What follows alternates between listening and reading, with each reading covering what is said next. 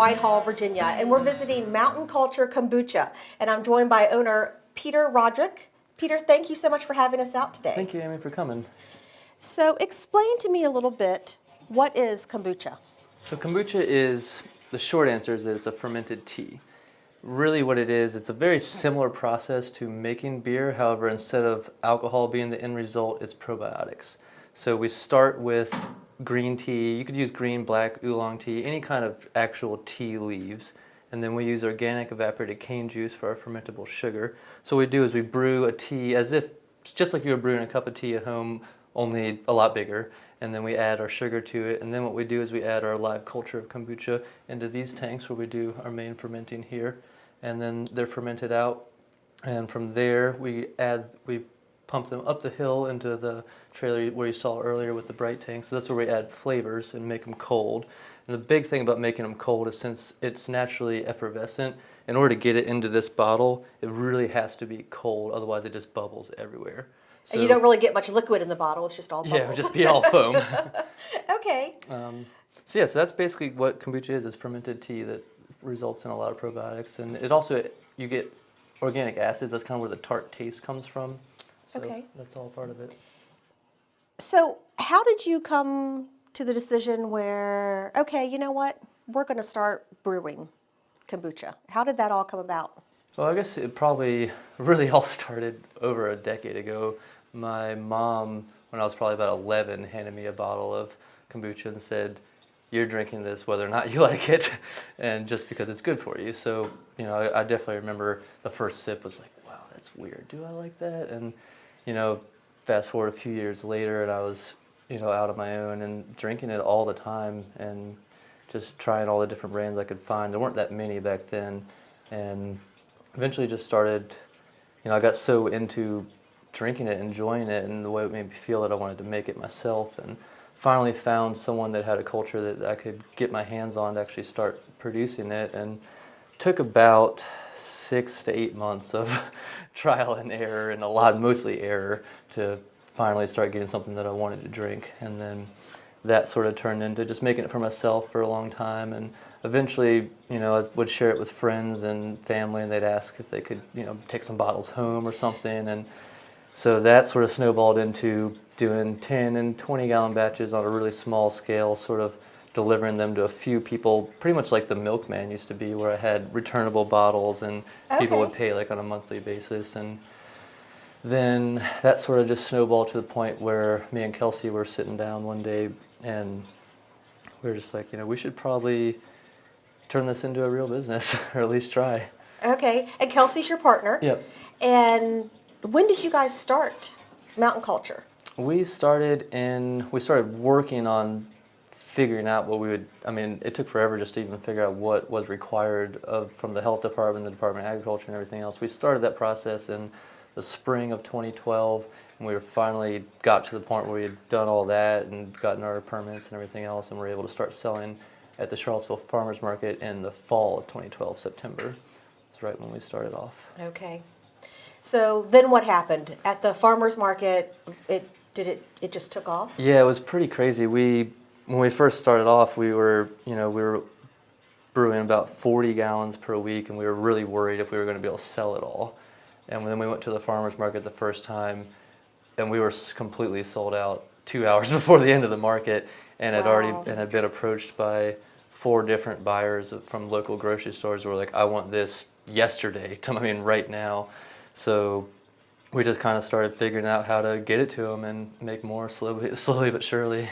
Now, does this come from an old Appalachian culture? It certainly has been a tradition in Appalachia for, I've actually traced back people that have been brewing with the culture we had back into the 50s in Rappahannock County, but kombucha itself is much older than that. The oldest recorded history is about 3,000 years in the Himalayas. Wow. So, and there's certainly a bunch of different folk stories about how it started. The one that... Well, over 3,000 years, you can imagine how that story grows. Yeah. So there's ones where some emperor was sick, and then this doctor brought him this weird fermented tea, and the doctor's name was Kombu, and cha is the name for tea. That's one story. There's also the one where the warriors went out on the hunt or whatever, and their wives at home had made tea, and they were gone longer than they thought, and the tea set out for longer and then turned into something else. And so, Okay. but no one Wow. really knows. But you're making it today, and it sounds like you're very prolific with this company. Yeah, we went from starting with just the Charlottesville Farmers Market, ended up in 4 retail stores the very next week, and now just over 2 years later, we're in 60 locations throughout Virginia, including Whole Foods and up in DC and Virginia Beach and Richmond and stuff. And Wow.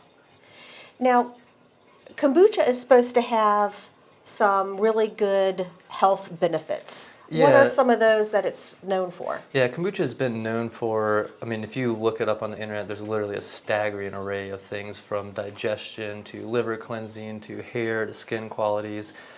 For me personally, I just notice I feel better when I drink it more often. I definitely will say I can say from personal experience that my digestion is much happier when I drink it often, and I just have sort of overall more energy and stuff like that. I mean, it's really, when people ask me about the health benefits of kombucha, I really say it's best to just try it.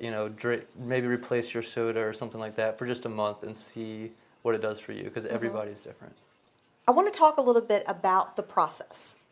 How do you start with tea leaves? Walk us through the process and how you get to the bottle that you're holding. Yeah. So literally we start with, we use all green tea for our kombucha, and we start with whole tea leaves. We use only organic and fair trade tea. So we steep those leaves in hot water just like you would making a cup of tea at home.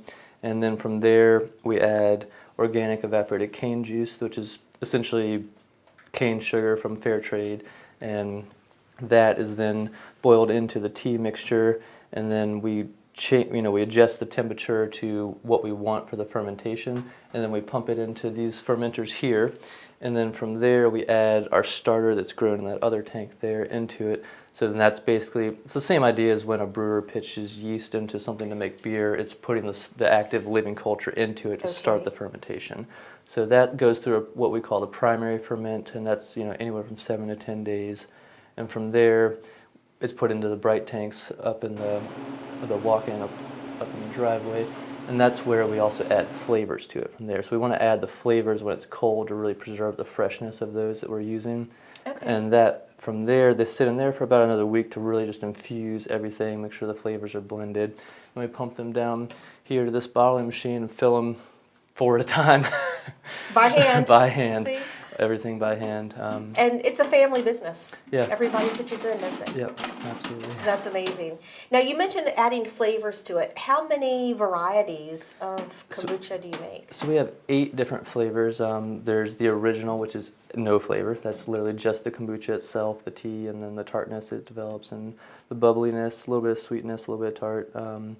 And then we have a few relatively simple flavors, like the fresh mint, where it's literally just mint leaves that are infused into that same kombucha, and that extracts the oils out of the mints. We have a hops flavor, which is, hops are the same flour that are used in beer. I mean, you can use them for a lot of different things and get a lot of different flavors out of it. And that's sort of the same idea, where it's just literally infusing the herb, fresh, whole, right into the kombucha. And then we have ones like this, the ginger.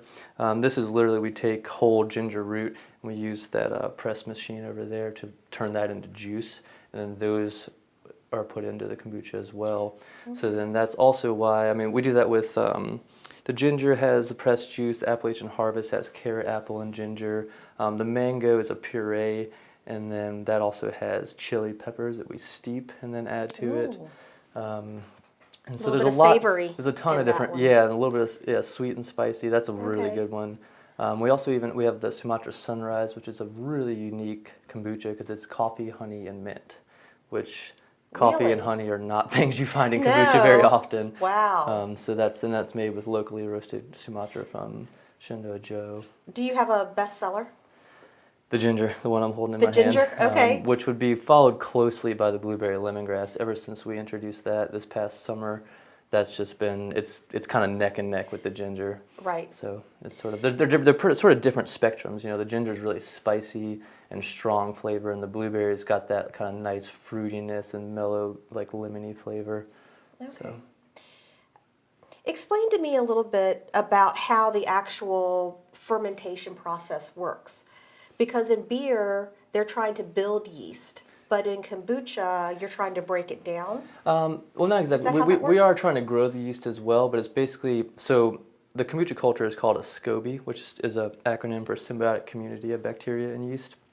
So it's symbiotic because what's happening within the ferment is the yeasts are going after like the glucose and the sucrose in the sugars, mostly the sucrose, I misspoke, and then they are turning that sucrose into alcohol and carbonation.